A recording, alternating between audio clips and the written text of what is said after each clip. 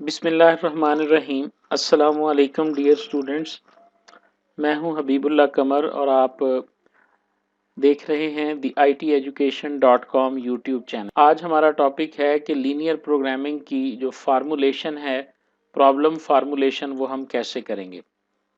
मैं थोड़ा सा रिवाइज करने के बाद हम आगे मूव करेंगे कि कल के लेक्चर में हमने ये देखा था कि लीनियर प्रोग्रामिंग एक मैथमेटिकल टेक्निक है जिसकी मदद से मैनेजर्स जो हैं वो अपने रिसोर्सेज को एलोकेट करते हैं उन तमाम एक्टिविटीज़ के दरमियान जो एक्टिविटीज़ उन रिसोर्सेज की डिमांड कर रही होती हैं। फॉर एग्ज़ाम्पल, आज हम जिस एग्ज़ाम्पल को डिस्कस करेंगे वो भी मिक्स्ड प्रोडक्ट एग्ज़ाम्पल कहलाती है, जिसके अंदर प्रोडक्ट्स जो होती हैं वो रिसोर्सेज मांग रही होती हैं। आपकी ऑर्गेनाइजेशन एक से ज़्यादा प्रोडक्ट्स को बना रही है और उनमें से किस प्रोडक्ट को कितनी लेबर चाहिए, कितना कैपिटल चाहिए, कितनी एनर्जी चाहिए, ये आप एलोकेट करना चाहते हैं। और ऑब्जेक्टिव आपका क्या होगा कि आपको ज़्यादा से ज़्यादा प्रॉफिट हो। इस ऑब्जेक्टिव के तहत आज हम एक प्रॉब्लम को फार्मूलेट करेंगे और इंशाल्लाह लजीज एंड के ऊपर मैं फिर आपके साथ एक डॉक्यूमेंट शेयर करूंगा कि जो आपने असाइनमेंट के तौर पे उस प्रॉब्लम को आपने खुद से बनाना भी होगा। हमने ये देखा कि इसमें कुछ कॉन्स्ट्रेंट्स होते हैं, कुछ लिमिटेशंस होती हैं और कुछ रिसोर्सेज होंगे और उन रिसोर्सेज को हम डिफ़ाइन करेंगे। और इसी तरह हमारे पास ऑब्जेक्टिव फंक्शन होगा जिसका मकसद या तो ऑप्टिमाइज़ करना होगा, मिनिमाइज़ करना होगा या मैक्सिमाइज़ करना होगा। जो आज की हमारी एग्जांपल होगी उसके अंदर हम मैक्सिमाइज़ प्रॉफिट की बात करेंगे और उसके ऊपर हम बात करेंगे जी। अगर हम स्टार्ट करते हैं कि फार्मूलेशन, फिर हमने अपने लास्ट लेक्चर को एंड किया था यहाँ पर। हमने एक स्टैंडर्ड फॉर्म देखी थी कि हमारा ऑब्जेक्टिव फंक्शन इस तरह से लिखा जाएगा एक इक्वेशन की सूरत में जिसमें कोई कांस्टेंट x1 और x2 होगा। ये x1 और x2 हमारे डिसीजन वेरिएबल्स होंगे जिनकी वैल्यू हम फाइंड करना चाहते हैं। f ऑफ x1 x2 इसको हम z के साथ रिप्रेजेंट करेंगे। ये हमारा ऑब्जेक्टिव फंक्शन है जो पहली लाइन है। उसके बाद हम कंस्ट्रेंट्स लिखेंगे कि कौन कौन से कंस्ट्रेंट्स जो हैं वो इन x1 और x2 के ऊपर अप्लाई होते हैं। ये सारी हमारे पास इन इक्वालिटीज़ होंगी।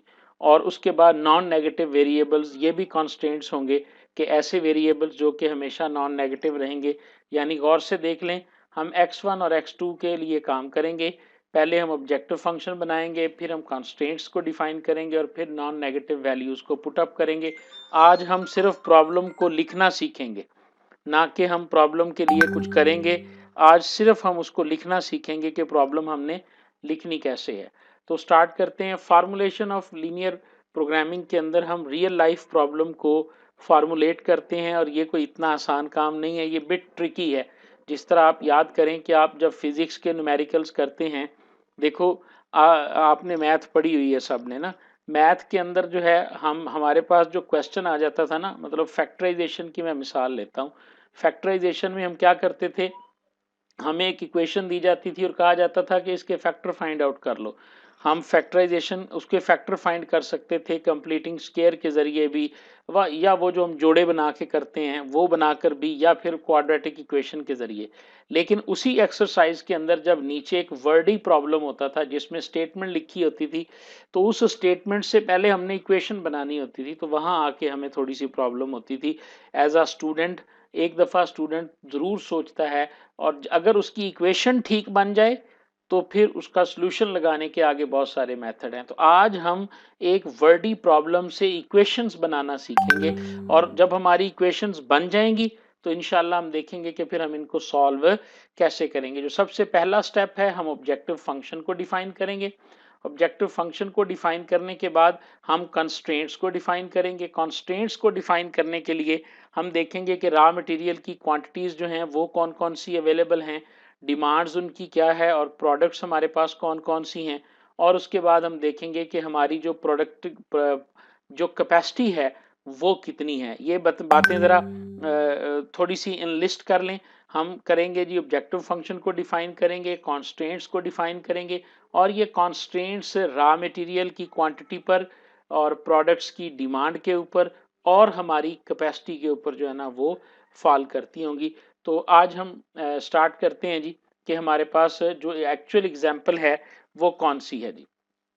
तो आज हम जिस प्रॉब्लम को डिस्कस करेंगे उसका नाम है प्रोडक्ट मिक्स प्रॉब्लम जी। प्रोडक्ट मिक्स प्रॉब्लम, अगर आप इसको गौर से देखें तो ये कोई मुश्किल चीज़ नहीं है। मैं साथ साथ हाईलाइट कर देता हूँ और ये डॉक्यूमेंट आपको प्रोवाइड कर दी जाएगी लेक्चर एंड के ऊपर भी और डिस्क्रिप्शन में भी ये शेयर कर दी जाएगी कि रीगल चाइना कंपनी प्रोडक्ट जो है वो 2 प्रोडक्ट्स बनाती है। ये 2 प्रोडक्ट्स हमारे पास आ गए जी।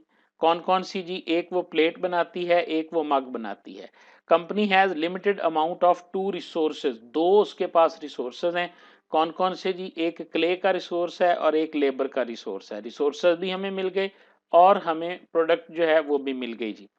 अब लिमिटेड रिसोर्सेज होते हैं हर किसी के पास। कंपनी डिजायर टू नो, यहां से बात जरा ध्यान से सुनिएगा, कंपनी चाहती है how many plates to produce each day in order to maximize profit. इस लाइन को पढ़ें जी। The company desire to know, जानना चाहती है, how many plates to produce each day, कि वो एक दिन में कितनी प्लेट्स को बनाए ताकि उसका मैक्सिमम प्रॉफिट जो है वो मैक्सिमम हो।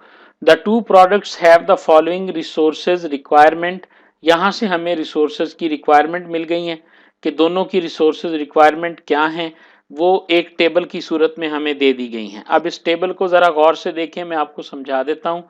हमारे रिसोर्सेज जो होंगे वो हम एक कॉलम की सूरत में लिखेंगे, जो हमारी प्रोडक्ट्स होंगी उनको हम रो में लिखेंगे। प्लेट का क्या मतलब है कि एक प्लेट जो है इसे एक लेबर का 1 घंटा चाहिए और क्ले जो है वो इसे 4 यूनिट इसको चाहिए। तो ये प्रॉफिट जो जनरेट करती है पर यूनिट वो 4 है। यानी एक प्लेट को प्लेट जो है वो बनने के लिए, एक यूनिट बनने का प्रॉफिट 4 है और उसके ऊपर जो रिसोर्सेज हैं वो रिसोर्सेज इस तरह से हैं कि 1 घंटा और क्ले जो है उसके 4 यूनिट लगते हैं। अगर हम मग की बात करें तो मग के ऊपर लेबल के 2 घंटे लगते हैं और क्ले जो है उसके 3 यूनिट लगते हैं और प्रॉफिट इससे जो मिलता है वो $5 का ₹5 का मिलता है। हम इसको रुपीस के अंदर डिस्कस करते हैं जी। ये उनका ऑब्जेक्टिव है कि they want to produce maximum number of plates and mugs, ठीक है, so that the profit earned by the plates and mugs should be the maximum. कर लेते हैं कि हम एक प्लेट बनाते हैं, एक प्लेट का प्रॉफिट है 4 और एक मग का प्रॉफिट है 5, तो टोटल प्रॉफिट कितना हो गया? 4 जमा 5। अगर हम कह देते हैं जी कि हमने 5 जो है वो प्लेटें बना ली हैं और हमने 4 जो हैं वो मग्गे बना लिए हैं, तो प्रॉफिट कैसे कैलकुलेट होगा? जो 5 प्लेटें होंगी उसको 4 से मल्टीप्लाई करेंगे और जो 4 मग्गे होंगे उसको 5 से मल्टीप्लाई करके हम इन दोनों को जब सम करेंगे तो हमारे पास प्रॉफिट होगा। तक सारी बातें हमारे सामने हैं, रिसोर्सेज हमारे सामने हैं, प्रोडक्ट्स हमारे सामने हैं, ऑब्जेक्टिव फंक्शन हमारे सामने हैं। एक चीज़ मिसिंग है और वो चीज़ क्या है? वो है कॉन्स्ट्रेंट्स, जो हमने बात की थी, वो लिमिटेशन, वो रिसोर्सेज की लिमिटेशन जो हम बार बार बात करते आ रहे थे कि लीनियर प्रोग्रामिंग में वो होती है। तो वो लाइन आपके पास ये आ गई। क्या बता रही है जी ये? कि टोटल 40 आवर्स हैं और लेबर 120 पाउंड्स की, 40 आवर्स की लेबर है और 120 पाउंड जो है वो टोटल क्ले उनके पास अवेलेबल है। ये लिमिटेशन हो गई। हम कितनी लेबर यूज कर सकते हैं? अनलिमिटेड हम यूज नहीं कर सकते। हमारे पास 40 घंटे हैं टोटल, उसको हमने इन दोनों में इस तरह से डिवाइड करना है और 120 पाउंड क्ले है उसको हमने इन दोनों के दरमियान इस तरह से डिवाइड करना है कि जो प्रॉफिट हमें अर्न होगा वो सबसे ज्यादा मैक्सिमम होगा। ये है। सबसे पहले हम डिसीजन वेरिएबल्स की बात करेंगे कि हमारे डिसीजन वेरिएबल्स क्या हैं। डिसीजन वेरिएबल्स क्या हैं हमारे? कि क्वांटिटी जो है वो कितनी होनी चाहिए प्लेट्स की और मग्स की, ये वो वेरिएबल हैं जो डिसाइड करेंगे। जैसे मैंने आपसे पहले कहा कि हम टोटल प्रॉफिट कैसे कैलकुलेट करेंगे। हमने फर्ज करें कि हमने 10 प्लेटें बनाई हैं और 20 मग्गे बनाए हैं, तो टोटल प्रॉफिट कैसे कैलकुलेट होगा? हम 10 को 4 से मल्टीप्लाई करेंगे और 20 को जो है वो 5 से मल्टीप्लाई करेंगे और दोनों प्रॉफिट्स को जमा करेंगे तो हमें चाहिए टोटल नंबर ऑफ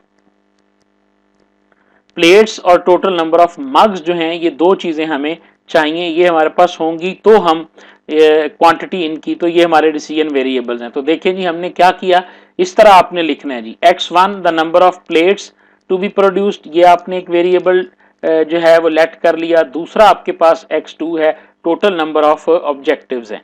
अब यहां पर ध्यान से देखें, हमारा ऑब्जेक्टिव फंक्शन क्या है कि हम मैक्सिमाइज करना चाहते हैं अपने प्रॉफिट को, हम मैक्सिमाइज करना चाहते हैं अपने प्रॉफिट को।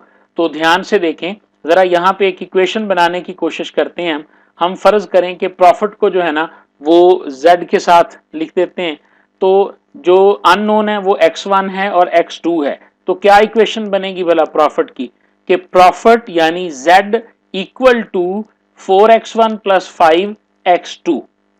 ठीक है जी, 4x1 प्लस 5x2। इस बात की समझ आनी चाहिए जी सबको।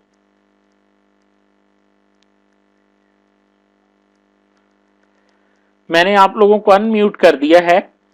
डिसीजन वेरिएबल्स डिफाइन करने के बाद देखें, डिसीजन वेरिएबल हमने लेट कर लिए कि x1 और x2 है, तो प्रॉफिट की जो इक्वेशन बनेगी वो क्या होगी, profit is equal to 4x1 plus 5x2। कितने लोगों को इसकी समझ आ गई है?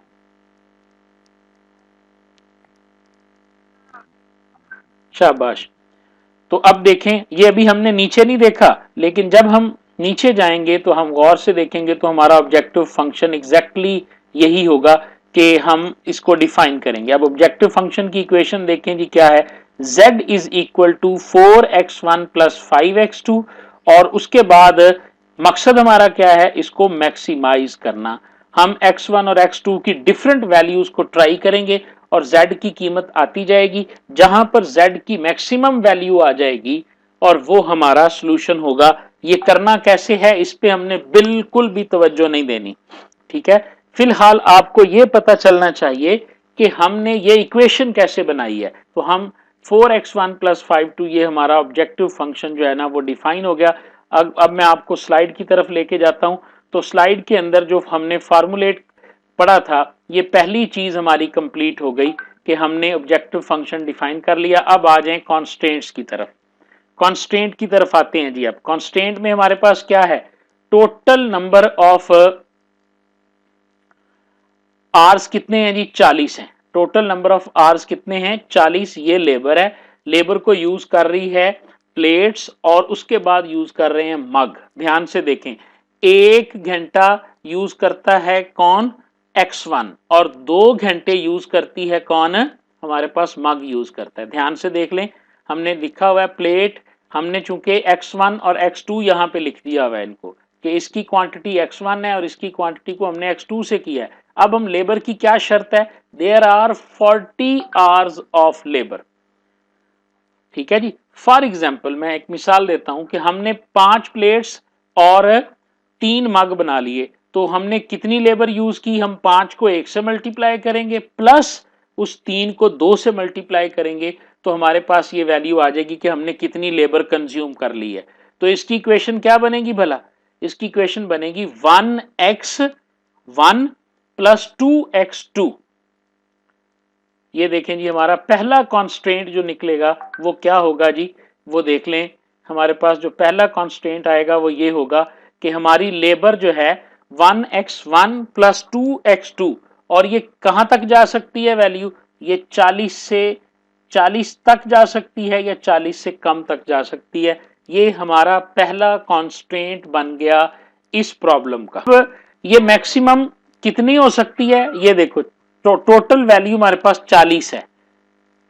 तो इसका मतलब क्या है कि आप लेबर x1 को भी एलोकेट कर दें, मग को भी एलोकेट कर दें। एलोकेट करने के बाद आपको यह बात जहन में रखनी पड़ेगी कि ये एलोकेशन 40 से ज्यादा एक्सीड नहीं करनी चाहिए। मसलन हम कहते हैं जी कि मैं 20 मग्गे बना लेता हूं और 5 जो है वो मैं बना लेता हूं प्लेट्स, तो 5 ज़रब 1 5 हो गया और 20 ज़रब 2 कितना हो गया, 40। 40 और 5 45, ये तो 40 से बढ़ गया। तो इसका मतलब है कि ये कॉम्बिनेशन मैं नहीं बना सकता, ये फिजिबल नहीं है। आपने जो वैल्यू भी यहाँ x1 और x2 की पुटअप करनी है उसका जवाब 40 से कम आना चाहिए। यानी इस इक्वेशन को सॉल्व करें आप इसमें वो वैल्यूज पुट करते जाएं, जितनी वैल्यूज आप पुट करेंगे वो सारे सोल्यूशन हैं जब तक लेस देन 40 हैं। आप जब आपकी वैल्यू 40 से बढ़ गई तो इसका मतलब है कि ये इनफिजिबल सोल्यूशन की तरफ आप जाना शुरू हो गए। स्टूडेंट्स, मेरे पास 1 मिनट और 13 सेकंड बचे हैं, फिर ये एंड हो जानी है। शाबाश, तो मुझे इक्वेशन बना के बताएं कि क्ले की इक्वेशन क्या बनेगी जी। शाबाश, very good. 4x1 plus 3x2 less than equal 120। ये लिखा हुआ है कि 120 पाउंड जो है ना ये पूरे हैं जी। समझ आई बात की या नहीं जी? ओके बेटा, शाबाश। अगर समझ आ गई है तो आप देखें जरा नीचे जाके कि क्या यही इक्वेशन है। 100% यही इक्वेशन हमारे पास बनी है जी। 4x1 प्लस 3x2 जो है ये हमारे पास इक्वेशन इसके अंदर आ गई है जी। ठीक है जी। और x1 और x2 जो चीज हम बनाना चाहते हैं, नॉन नेगेटिव नंबर, यानी हमारा x1 भी 0 से बड़ा होना चाहिए और x2 भी हमारा 0 से बड़ा होना चाहिए। तो अब जरा आप देख लें कि आपकी फार्मूलेट क्या हो गई है प्रॉब्लम। ये आपकी फार्मूलेशन बन गई। ये आपका पहला ऑब्जेक्टिव फंक्शन बन गया और उसके बाद ये आपके कॉन्स्टेंट्स बन गए हैं तीनों, ये देखें जी। ठीक है, और ये आपके नॉन नेगेटिव नंबर बन, देखें जी। ये हमारे पास जो है ना ये फाइनल शक्ल अब आ गई है उस टेबल के मुताबिक कि हम जो हमारा प्रॉफिट फंक्शन है वो 4x1 प्लस 5x2 है। क्योंकि 4 प्रॉफिट होता है प्लेट्स के अंदर और हमने क्वांटिटी ऑफ प्लेट्स को x1 रखा। 5 प्रॉफिट होता है हमें मग्स के अंदर और हमने x2 को जो है वो मग्स को जो है वो हमने x2 रखा है। अगर हम बात करें लेबर की तो हमें पता चला था, गिवन था कि 40 घंटे लेबर के टोटल मौजूद हैं और एक प्लेट जो है उसको 1 घंटा लगता है और मग को 2 घंटे लगते हैं। तो हमारी इक्वेशन क्या बन गई कि 1x1, ये 1 समझाने के लिए लिखा हुआ है, वरना आपको पता है कि अलजबरे में 1 साथ नहीं लिखा जाता। अगर मैं अकेला x1 लिख देता तो बिल्कुल भी समझ नहीं आनी थी आपको। ठीक है, तो इस तरह ये इस वजह से जो है ना वो लिखा हुआ है 1x1 plus 2x2 less than equal to 40। चूंकि 40 आवर्स हैं हमारे पास, क्ले हमारे पास 120 पाउंड है और एक प्लेट को फॉर्म करने में हमारी क्ले 4 लगती है और हमारा मग जो है वो 3 कंज्यूम यूनिट करता है। तो इसलिए 4x1 plus 3x2 less than equal to 120। और डेफिनेटली जो नॉन नेगेटिव वेरिएबल्स हैं वो x1 और x2 हैं, ये कभी भी नेगेटिव वैल्यू में नहीं जा सकते क्योंकि ये नंबर ऑफ क्वांटिटी को शो करते हैं। ठीक है जी, तो ये थी हमारी फॉर्मूलेशन के हवाले से। अब किसी का कोई क्वेश्चन है तो वो कर सकता है।